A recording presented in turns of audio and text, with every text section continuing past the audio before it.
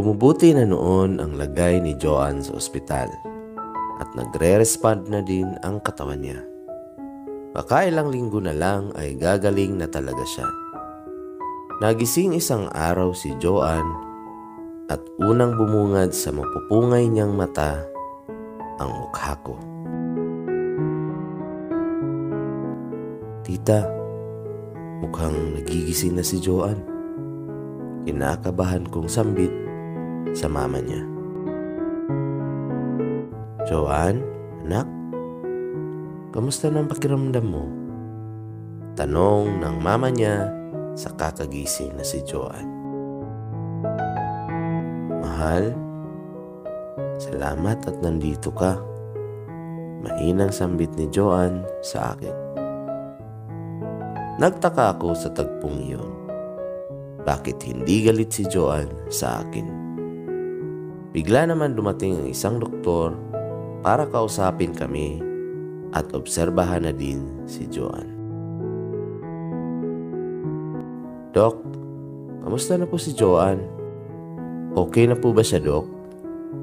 Nababahalang tanong ng mama niya. Ma'am, paprangkahin ko na po kayo. Medyo unstable ang kondisyon ng anak niyo. Nagkaroon din po siya ng short-term memory loss, kaya baka may mga bagay siyang hindi maalala sa ngayon. Alalayan niyo na lang po siya palagi. Hindi po siya pwedeng mapagod. Hindi rin po makakabuti ang labis na saya at labis na lungkot sa kanya. Pag nakalabas na po siya ay oobserbahan po namin siya kada buwan para sa kanyang kondisyon. Bukas makalawa po, pwede na siya lumabas kapag kaya niya nang maglakad-lakad. Paliwanag ng doktor sa amin. Sige po, Dok. Maraming salamat po. Wika ng mama niya sa doktor. Hindi pala naalala ni Joanne ang nangyari sa amin noon. Tanging alam niya ay masaya kami sa isa't isa at naghahanda kami sa aming nalalapit na kasal. Umiiyak na lang ang mama at papa niya sa nangyayari kay Joanne. Sobrang sakit sa dibdib ang makita ang kanilang anak sa ganoong sitwasyon. Mas lalo akong naawa kay Joanne at mas lalong nanaig sa akin ang pagmamahal ko sa kanya. Mahal, huwag ka mag-alala ha. Aalagaan kita araw-araw. Hindi ako aalis sa tabi mo, mahal. Ako ang magiging kamay at paa mo sa araw-araw hanggang sa gumaling ka na ng todo. Wika ko kay Joanne habang nakaluhod sa tabi ng kanyang higaan. Salamat, mahal. Mahal na mahal mo talaga ako. Salamat at palagi kang nandyan para sa akin. I love you too, mahal. Sagot naman ni Joanne sa akin. Nagpasalamat na lamang ang mama at papa niya dahil sa hindi nito naaalala ang masakit na karanasan noon. Makalipas pa ang 1 linggo ay lumabas na ng ospital si Joanne. Inuwi naman agad namin siya sa kanilang bahay para makapagpahinga. Habang tumatagal, ay pakiramdam ko ay mas lalong lumalala ang karamdaman ni Joanne.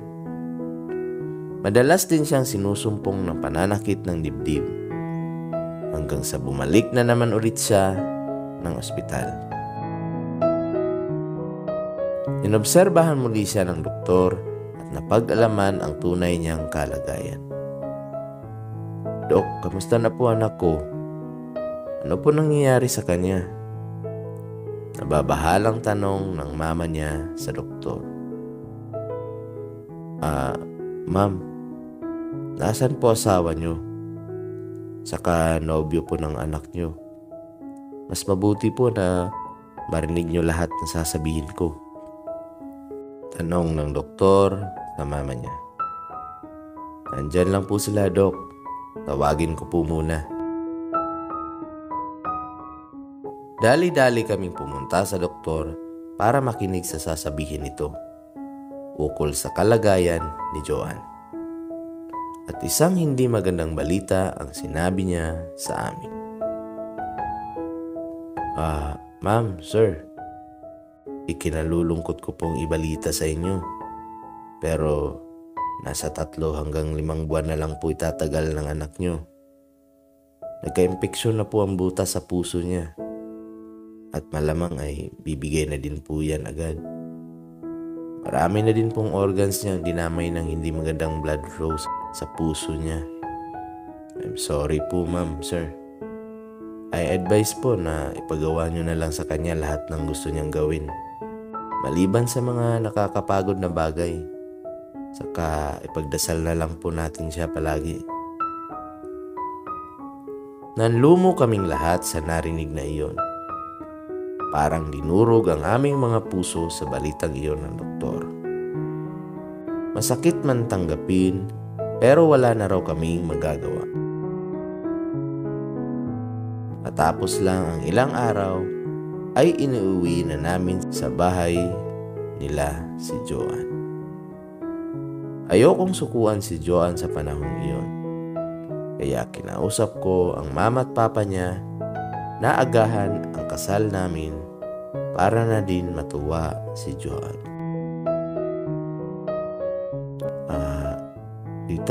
Tito, okay lang po ba sa inyo kung sa susunod na buwan na namin idadaos ang kasal?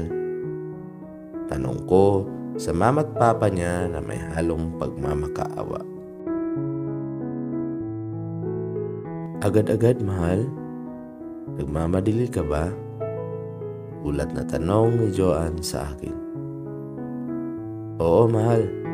Saka hindi na kasi ako makapaghintay. Gusto ko na talaga makasama ka habang buhay.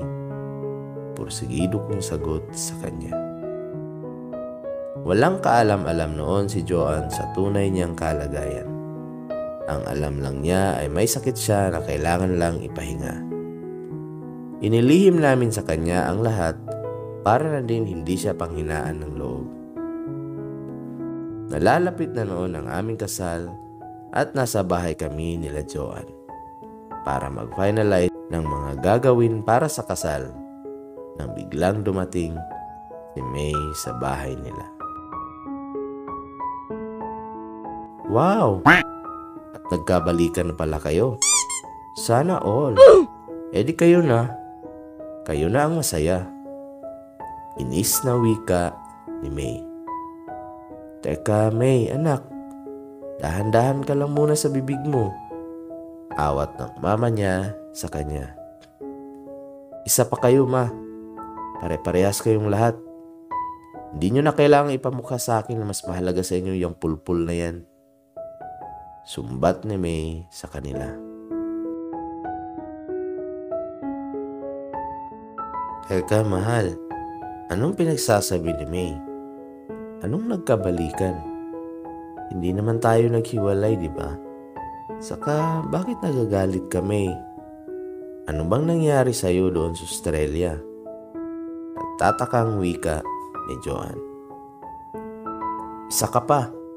Bida-bida ka kasi. Lagi na lang ikaw. Puro na lang ikaw. Ikaw na magaling. Ikaw na maganda. Ikaw na may jowa, edi wow. At nagkukunwari ka pang walang alam. Naging akin din naman yung jowa mo. Sumbat muli ni May nang bigla siyang sampalin ng mama niya. Sumusobra ka na May. Alam mo ba kung anong pinagdadaanan ng kapatid mo ha? Alam mo ba kung bakit ganoon na lang ang aming pag-aaruga sa kanya? Wala kang alam May. Wala. Galit na sagot ng mama niya sa kanya. Hinila ko si May sa kabilang dako ng kanilang bahay para kausapin ng masinsinan. Inilahad ko sa kanya kung ano talaga ang kalagayan ni Joanne at kung hanggang saan na lang ang itatagal niya. Nanlumo si May sa narinig. Hindi siya makapaniwala sa nalaman. Umiiyak na lang siya habang iniisip ang mga maling ginawa niya sa kakambal niya. Kaya nilapitan agad ni May ang mama niya para kausapin. "Ma, I'm so sorry. Hindi ko po alam. Sorry po, ma." Tanging sambit ni May habang humagulgol ng iyak. "Okay lang, anak. Naiintindihan ka naman namin. Pasensya ka na din kung iniisip mong mas mahal namin si Joanne kaysa sa'yo." Paliwanag ng mama niya sa kanya. "Hindi ko po mapapatawad sarili ko, ma, pag nawala si Joanne." Sambit niya sa mama niya. "Huwag mo na lang ipaalam kay Joanne, anak. Hindi naman niya naaalala mga bagay na nangyari noon. Saka, alagaan mo na lang kapatid mo para naman masulit niyo ang panahon na magkasama." Payo ng mama niya sa kanya.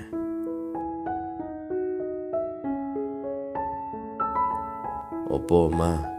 Sorry po talaga." Tanging sambit niya sa kanyang mama. Nag-usap ulit kami ni May at nagkaayos na sa mga bagay-bagay at sa mga nangyari sa amin noon. Nagdesisyon kaming magtulungan na lang para sa ikakabuti ng kalagayan ni Joanne. Hindi na muna bumalik ng Australia si May. Gugugulin daw niya rito ang mga natitirang mga araw ni Joanne. Araw ay mas lalong lumala pa ang pagiging makakalimutin ni Joanne. Kaya minabuti naming idaos na kaagad ang aming kasal. Makalipas ang ilang araw ay kinasal na kami ni Joanne. Labis na kasiyahan ang naramdaman niya. Naging maganda ang takbo ng aming kasal at labis na ikinatuwa iyon ni Joanne. Matapos ang kasal, ay dinala ko si Joanne sa isang bahay bakasyunan na nabili ko at doon kami nag-honeymoon. Naghanda ako ng isang romantic dinner para sa aming dalawa. Nagpaganda naman ng todo noon si Joanne. "Nagustuhan mo ba ang inihanda ko, mahal?" Ko kay Joanne habang nakaupo siya sa harap ng inihanda kong sorpresa. "Wow, mahal. Nag-effort ka pa talaga ng todo. Pasensya ka na, mahal, at medyo naging pabigat ako sa iyo lately, ha?" Wika ni Joanne habang naiiyak sa nangyayari. "Oh, baka umiyak ka, ma. Ano ka ba, mahal? Basta para sa iyo lahat gagawin ko. Mahal kita eh. Saka, huwag ka na umiyak.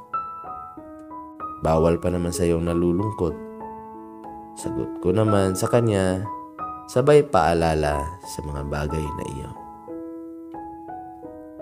Kumain na kami ng gabing iyon at in-enjoy ang masarap na pagkain sa aming harapan.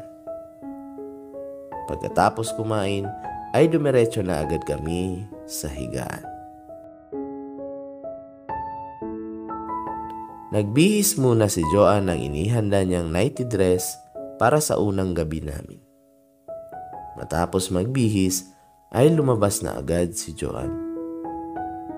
Hindi ko nakikitaan noon ng pagiging mahina si Joanne dahil sa angking ganda niya ng gabing iyon at sa kaseksihang dala ng suot niyang damit. Isang manipis na nighties ang suot ni Joanne na hapit naman sa katawan niya. Nanggigil ako sa nakita kaya agad ko siyang nilapitan at siniil agad ng isang masarap na halik. Gumanti din agad si Joanne at niyakap ako ng mahigpit. Ramdam ko ang paglapat ng katawan niya sa akin. Kaya mas lalo akong nag-init ang mga oras na iyon. Binuhat ko si Joanne at pinahiga na agad sa kama. Dinahandahan ko ang labing-labing naming dalawa. pinalasap ko sa kanya kung gaano ako kasarap magmahal. Dinig na dinig ko noon ang mga ungol ni Joan na siyang nagpalabas pa ng malahalimaw kong pagnanasa sa kanya. Buong gabi naming pinagsaluhan ang isa't isa at pinaramdam ko sa kanya ang tunay na ligaya. Isang linggo din namin ginawa ni Joan ang makamundong bagay na iyon. Binuhos ko na din ang lahat ng lakas ko dahil sa baka yun na din ang magiging huli naming pagsasama. Bawat araw mula noon ay importante na dahil sa anumang oras ay baka mawala na lang bigla si Joan. Isang umaga, habang magkatabi kami sa kama, ay ginising ko si Joan para sana mag-agahan at may pupuntahan kaming lugar. Ginising ko ng malakas si Joan, subalit nagtataka ako at wala na itong response. Bigla akong kinabahan sa mga oras na iyon. Pero hindi ako nawawalan ng pag-asa na gisingin siya ng gisingin. Mahal, gising ka na. Aalis tayo ngayon. Marami tayong pupuntahan. Wika ko sa kanya habang ginigising siya. Mahal naman eh. Huwag ka magbiro ng ganyan. Gising ka na oh. Dugtong ko habang nagsisimula na akong umiyak sa tabi niya. Pumanaw na si Joan ng araw na iyon. Iyon na din ang huling pagtatabi namin sa kama. Nagdalamhati kami sa kanyang pagpanaw. Masakit man sa amin pero tinanggap namin ng buong buo iyon. Dahil sa iyon talaga ang nakatadhana. Makalipas ang isang linggo ay inilibing na si Joan.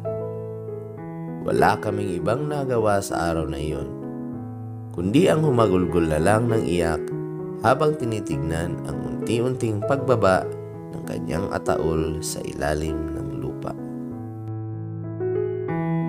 Babaunin ko hanggang hukay ang alaala namin ni Joan, kasama ng pagmamahal namin sa isa't isa. Nagpatuloy ang buhay namin mula noon.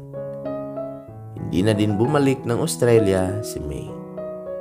Para na din alagaan ang kanyang mama at papa dahil sa matanda na ang mga ito. At para na din mapatawad niya ang sarili dahil sa kanyang nagawa sa kanyang kapatid. Tumipas pa ang ilang mga buwan habang nagliligpit si May sa mga naiwang gamit ni Joan, ay may isang kakaibang kahon siyang nakita. May nakakabit doon na susi kaya sinubukan niya itong buksan. Binuksan niya ang kahon at may nakita siyang isang sulat na nasa loob nito. Binuklat niya iyon sa kabinasa. Naglalaman pala iyon ng mga huling habilin ni Joan.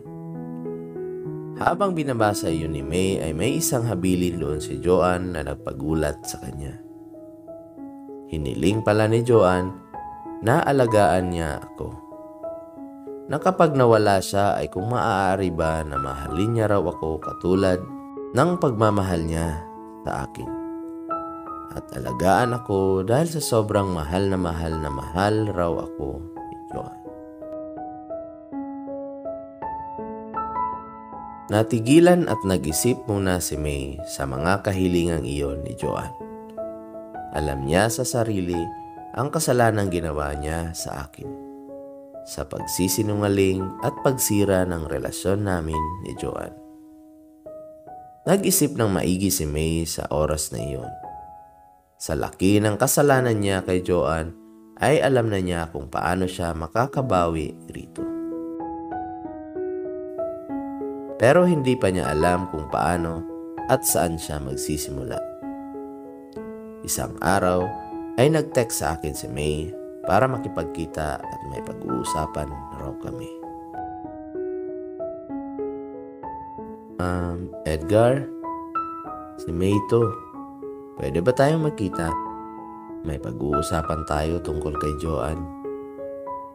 Text ni May sa akin. Okay, sige. Text mo sa akin saan? Tipid kong reply sa kanya.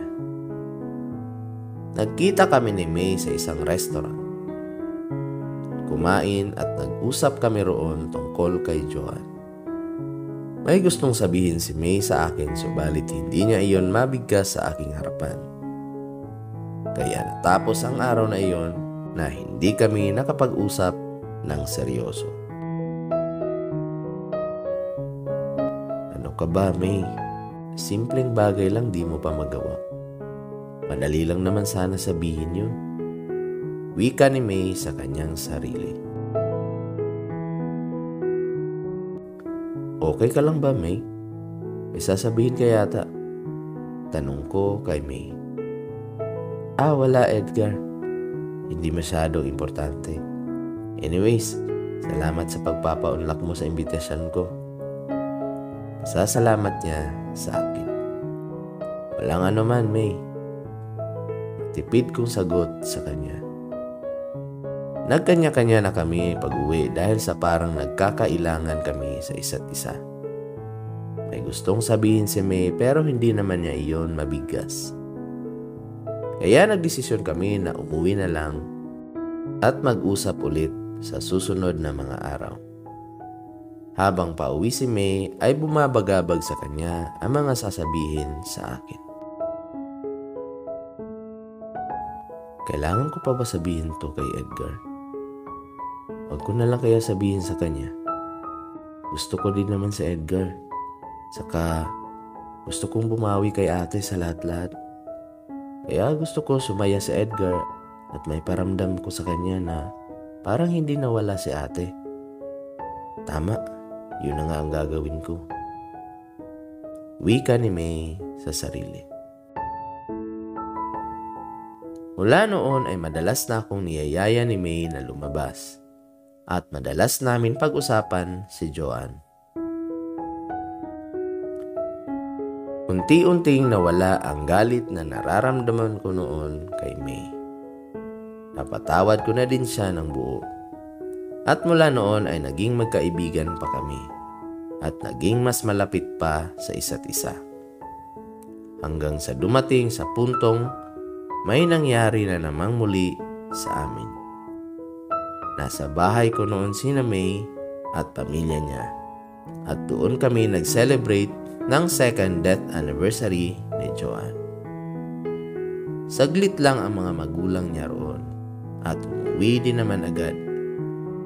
Naiwan kaming dalawa roon dahilan para masolo namin ang bahay na kami lang dalawa. Alam kong maiintindihan tayo ni Joanne. Kita, May. Diretsong wika ko kay May. Mahalin kita, Edgar.